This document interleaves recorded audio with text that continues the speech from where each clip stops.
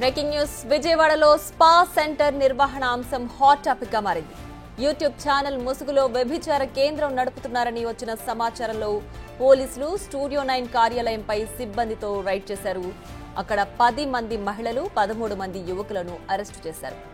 మహిళలంతా ఇతర రాష్ట్రాలకు చెందినవారుగా గుర్తించారు.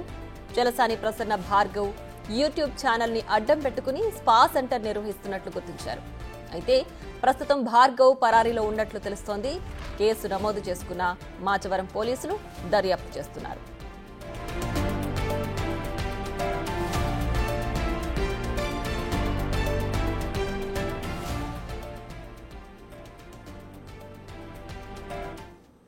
ఇక మరింత సమాచారం మా ప్రతినిధి శివ ఫోన్ లైన్ లో అందిస్తారు. శివ, చెప్పండి, యూట్యూబ్ ఛానల్ ముసుగులో వ్యభిచార కేంద్రం ఎప్పటి నుంచి జరుగుతోంది?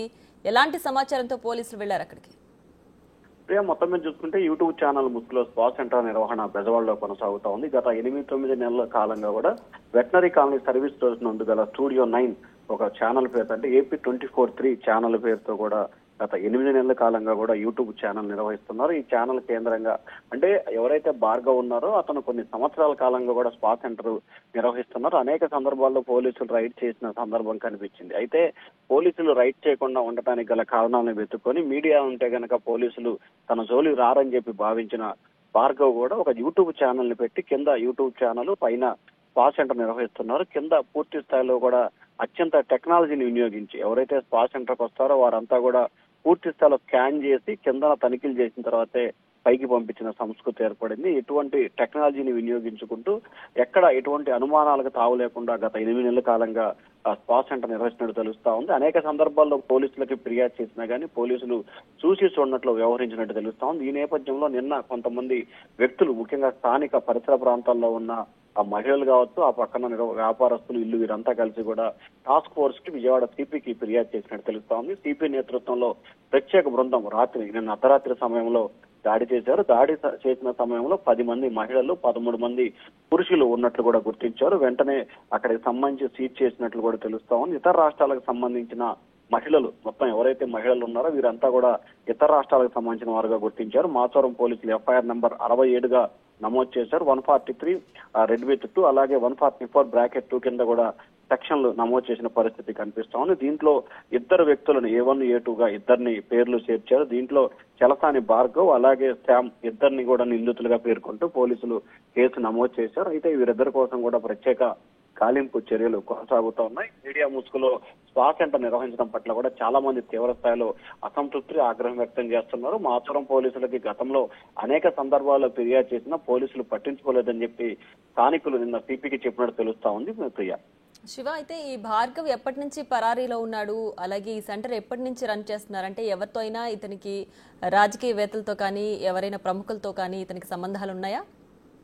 ప్రధానంగా చూసుకుంటే అధికార పార్టీకి సంబంధించిన నేతలతో కొంత పరిచయాలు ఉన్నట్లు తెలుస్తా ఉంది. విజయవాడ తూర్పు నియోజకవర్గానికి సంబంధించిన శాసనసభ్యులు గద్దె రామ్మోహన్ రావు కుమారుతో ఇతనికి, అంటే క్రాంతితో సన్నిహిత సంబంధాలు ఉన్నట్లు కూడా తెలుస్తా ఉంది. ఆయనతో ఉన్న పరిచయాలని, ఆయనతో ఉన్న రాజకీయ సాన్నిహితాన్ని అడ్డు పెట్టుకొని కూడా ఈ తతంగం అంతా నడుపుతున్నట్లు తెలుస్తా ఉంది. అయితే అతను గనక అదుపులో తీసుకొని విచారిస్తే ఇతను వెనక ఎవరున్నారు, ఏంటి అనే దానికి సంబంధించి కూడా క్లారిటీ వచ్చే అవకాశం కనిపిస్తా ఉంది. ప్రధానంగా ఈ భార్గవ్ వెనక కొంతమంది విజయవాడకు సంబంధించిన కొన్ని మీడియా ప్రతినిధులకు సంబంధించిన వ్యక్తులు, అలాగే రాజకీయ పార్టీ నేతల అండదండలతోటి ఈ వ్యవహారం అంతా జరుగుతుందని చెప్పి పోలీసుల ప్రాథమిక విచారణలో తేల్చినట్టు తెలుస్తోంది. ఇంకా భార్గవ్ను అదుపులో తీసుకుని పూర్తి స్థాయిలో విచారణ చేపడితే వాస్తవాలు వెలుగులోకి వచ్చే అవకాశం అయితే కనిపిస్తా ఉంది. ప్రియా, రైట్ శివ, అయితే పట్టుబడ్డ మహిళలంతా కూడా ఇతర రాష్ట్రాల వారని చెప్తున్నారు.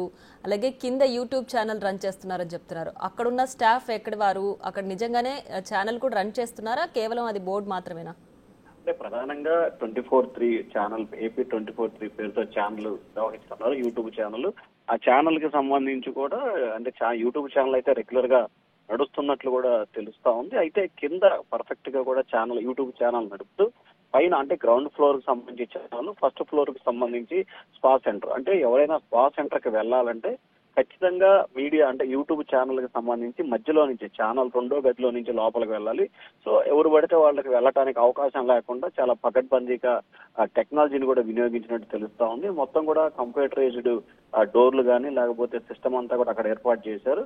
ఎవరైతే స్పా సెంటర్ కి పైకి వెళ్లాలనుకుంటున్నారో వారందరినీ కూడా పూర్తి స్థాయిలో అంటే ఒక ముఖ్యమంత్రి స్థాయిలో సెక్యూరిటీ జరిగేటప్పుడు ఏ స్థాయిలో అయితే తనిఖీలు చేసి బయటకు పంపిస్తారో అదే స్థాయిలో పక్కగా తనిఖీలు చేసిన తర్వాత అక్కడి నుంచి కూడా పైకి స్పా సెంటర్ పంపిస్తున్నట్లు కూడా తెలుస్తా ఉంది. సో పోలీసులు ఇంకా దీనిపై లోతుగా విచారణ చేపట్టాలని చెప్పి స్థానికులు అయితే కోరుతా ఉన్నారు. సో మొత్తం మీద దీన్ని చూసుకుంటే విజయవాడ కేంద్రంగా జరుగుతున్న స్పా సెంటర్లపై కూడా పోలీసులు పూర్తి స్థాయిలో దృష్టి పెట్టాలని చెప్పి ప్రజలైతే డిమాండ్ చేస్తా ఉన్నారు. Priya. Right Shiva, thanks for the updates.